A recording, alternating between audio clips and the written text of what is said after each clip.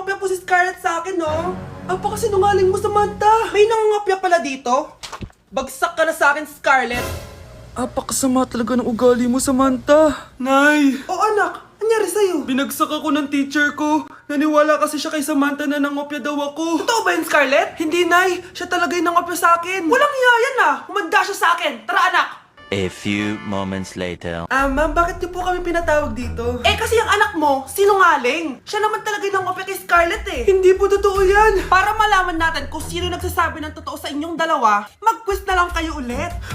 Patay ako nito. Humanda ka ng mapahiya, Samantha. Okay, time's up. Pass your papers. Scarlett, naka-perfect ka. Yes! Talino talaga ng anak ko. Samantha, wala kang tamang sagot. Ikaw talaga ang totoong nangungopya. Nakakahiya ka, Samantha. Humanda ka sa akin sa bahay. Tara! Huwag po, Nay!